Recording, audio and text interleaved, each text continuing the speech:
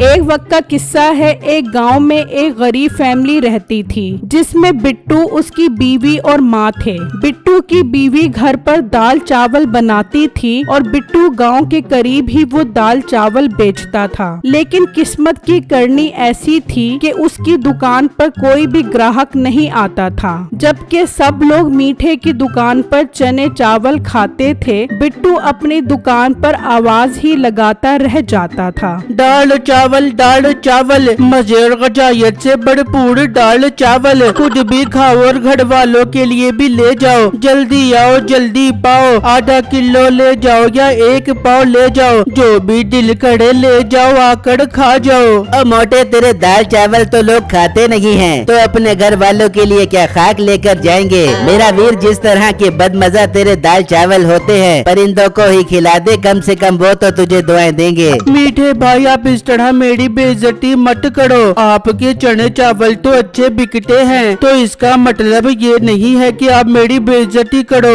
और बेइज्जती तो उनकी होती है जिनकी कोई इज्जत हो। कोई ग्राहक तेरी दुकान पर आता नहीं है, फिर भी बेशर्मों की तरह मेरी दुकान के सामने अपनी दुकान लगाकर खड़ा हो जाता है। बिट्टू को ये सुनकर बहुत दुख होता है और वो अपने दाल चावल उठाकर वहाँ से चला जाता है और अपने घर पहुँचता है। क्या हुआ बिट्टू, आज इतनी जल्दी वापस क्यों आ गए और दाल चावल आज भी नहीं बिके? बेगम, मैं क्या करूं, एक ग्राहक भी मेरे पास नहीं आता और ऊपर से मीठा भी मेरी बेइज्जती करता रहता है। उसके चने चावल तो लोग शौक से खाते हैं, लेकिन मेरे दाल चावल कोई भी नहीं खाता। बिट्टू, आप दिल मत हारो और मेहनत करते रहो। देखना, लोग आपकी दुकान पर आना शुरू हो जाएंगे और आपकी दुकान भी बहुत अच्छी चलने लग जाएगी। हाँ बिट्टू बेटा, तेरी बीवी ठीक कह रही है, इस तरह दिल छोटा करने का कोई फायदा नहीं है। कब तक माँ जी, आखिर कब तक मैं नुकसान बर्दाश्त करता रहूंगा। अगर दाल चावल न बिके तो एक दिन हम बिल्कुल खाली हो जाएंगे और हमारे पास कुछ भी नहीं रहेगा। आखिर कब तक मैं ये दाल चावल मुर्गियों को खिलाता रहूंगा। देखिए बिट्टू, जो दाना पानी इंसान के नसीब में होता है वो उसके पेट में जाता है, और जो जानवरों के नसीब का होता है वो उसके पेट में जाता है। आप दिल छोटा मत करें, ये दाल चावल मुर्गियों को खिला दे, वो तो कम से कम हमें दुआएं देंगी और इस बरकत से एक दिन आपका काम भी अच्छा चलने लग जाएगा। ठीक है बेगम, मैं ये दाल चावल मुर्गियों को खिला देता हूँ और कल दुकान के लिए ताज़ा दाल चावल लेकर जाऊंगा। बिट्टू वो दाल चावल मुर्गियों को खिला देता है। उसकी परेशानी अब बहुत ज्यादा बढ़ चुकी थी। वहाँ मीठा भी अपने चने चावल बेचकर घर आ जाता है। आजा आजा मेरे प्यारे मीठे, देखो मेरा कमाऊ शोर साढ़े चने चावल बेच के आगे। कितनी कमाई हुई है मीठे, जल्दी बता ताकि मेरे सीने में ठंड पड़ जाए। अरे बेगम, बहुत अच्छी कमाई हुई है, सारे चने चावल हाथों हाथ बिक गए। और मीठे, उस मोटे बिट्टू की दाल चावल का क्या बना? और बेगम, मेरे होते हुए भला उसके दाल चावल बिक सकते हैं? मेरे चने चावलों की खुशबू तो दूर दूर तक फैली होती है, लोग तो उसके दाल चावलों की तरफ देखते भी नहीं हैं। बहुत अच्छा करते हैं मीठे, जो उसकी तरफ नहीं देखते। अच्छा, मेरे लिए कुछ लेकर भी आया है या खाली हाथ आगे? और मेरी बेगम, तेरे लिए मस्त साड़ी लेकर आया हूँ, पूरे 5000 रुपए की है। बेटे, मेरे लिए भी कुछ लेकर आया है कि नहीं? लाया हूँ अम्मा, तेरे लिए ये बर्तन लेकर आया हूँ, इन्हें अच्छी तरह धो। और अम्मा, तुझे 2 वक्त की रोटी मिल जाती है, और तुझे क्या चाहिए? बेटा, मेरा भी दिल करता है मैं भी अच्छे अच्छे कपड़े पहनूं जैसे तेरी बीवी पहनती है। नहीं अम्मा, तूने अच्छे अच्छे कपड़े पहन के मोहल्ले के बाबू को दिखाना है। चुप करके बर्तन तो ज्यादा बात न कर। बेटा, देख ले तेरी बीवी किस तरह मेरे सामने जबान चला रही है। अम्मा, मैं भी तो जबान चला रही हूँ, जब मेरे हाथ चलने लगे तो तेरी जबान चलना बंद हो जाएगी। ला मीठे, मुझे साड़ी दे, मैं जाकर बिट्टू की बीवी को दिखा के उसे जला के आती हूँ। नसीबो मीठे से साड़ी लेकर चली जाती है और उसकी माँ उदास होकर बर्तन धोने लग जाती है। मीठे, तुझे खुदा पूछेगा, तू अपनी माँ पर इतना जुल्म कर रहा है, तुझे इसकी सजा मिलेगी। वहाँ नसीबो मीठे के घर पहुँच जाती है। देख शीला, मीठा मेरे लिए पूरे 5,000 रुपए की साड़ी लेके आया है। इतना प्रॉफिट हो रहा है उसके चढ़े चावल में। मीठा बता रहा था कि बिट्टू के दाल चावल तो बिल्कुल नहीं बिकते। हाँ नसीबो बहन, आजकल बिट्टू की सेल थोड़ी कम हो गई है, लेकिन तेरे शौहर के दाल चावल तो धड़ाधड़ बिक रहे हैं। देख कैसे मुर्गियाँ खा रही है।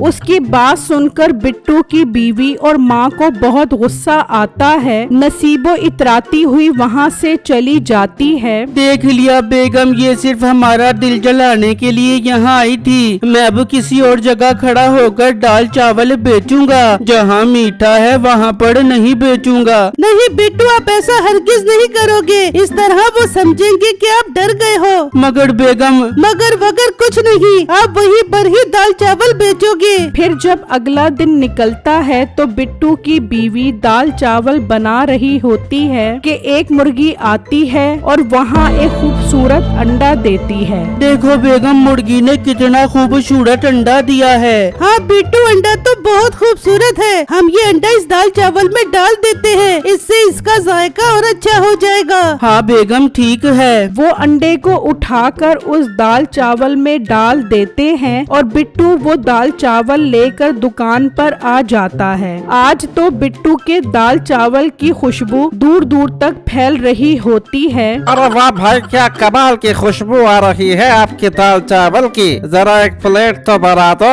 अच्छा भाई, अभी देता हूँ। बिट्टू उसे दाल चावल की प्लेट देता है और वो सारे ही दाल चावल खा जाता है। वाह वाह वाह, इतने मजेदार दाल चावल मैंने पहले कभी नहीं खाए। ऐसा जायका है कि मुंह में पानी ही नहीं रुक रहा। भाई बहुत बहुत शुक्रिया आपका। इतने में और लोग भी वहाँ आ जाते हैं और वो भी दाल चावल खाने लग जाते हैं। और आज मीठे की दुकान पर एक भी ग्राहक नहीं आया। ये इस मोटे बिट्टू ने दाल चावलों पे क्या जादू किया है। लोग तो इसकी दुकान से हिल ही नहीं रहे और आज मेरी दुकान पर एक भी ग्राहक नहीं आया। मैं इस मोटे के पास जाकर पता करता हूँ। जब सब ग्राहक चले जाते हैं तो मीठा बिट्टू के पास जाता है। बिट्टू मेरे प्यारे भाई, आज तो आपके सारे दाल चावल बिक गए। मुझे भी तरीका बताओ, आप इतने मजेदार दाल चावल कैसे बनाते हो। मीठे भाई क्यों नहीं, मैं जरूर आपको बताऊंगा।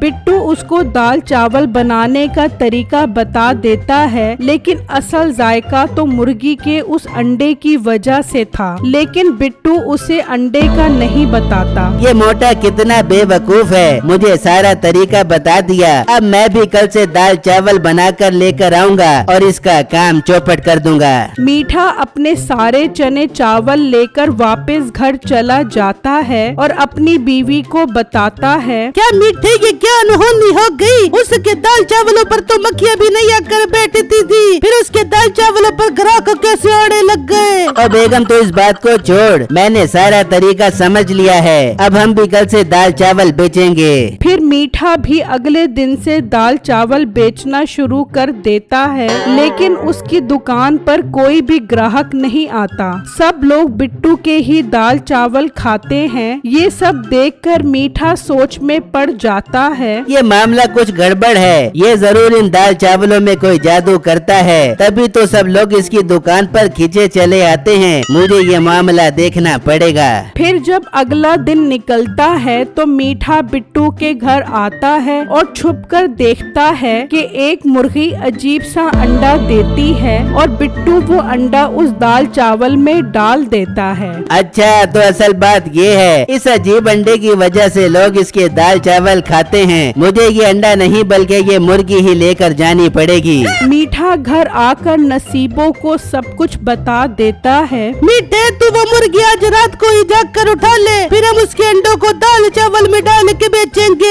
हाँ बेगम, मैं ऐसा ही करता हूँ। फिर जब रात होती है तो मीठा बिट्टू के घर आता है और उसकी मुर्गी उठाने लगता है, तो वो शोर मचा देती है और उड़ उड़कर मीठे को मारती है। उसके शोर की वजह से बिट्टू, उसकी बीवी और माँ भी आ जाते हैं। अच्छा, तो मीठे तू यहाँ पर मेरी मुर्गी चोरी करने आया था। अरे बिट्टू, तुम्हारी मुर्गी बहुत नायाब अंडा देती है। मैं भी वो अंडा दाल चावलों में डालकर बेचना चाहता था, इसीलिए तुम्हारी मुर्गी चोरी करने आया था। मीठे तुझे तो इसकी सजा मिलेगी, मैं भी पुलिस को बुलाता हूँ। नहीं बिट्टू मेरे भाई, ऐसा मत करना। मैं अब कभी चोरी नहीं करूँगा और तुम्हारी दुकान के पास अपने चने चावलों का काम नहीं करूँगा। मुझे माफ कर दो। ठीक है मीठे, अब यहाँ से चला जा और दोबारा मुझे नजर मत आई। फिर मीठा वहाँ से चला जाता है और बिट्टू अगले दिन से सुकून से अपने दाल चावल बेचता है।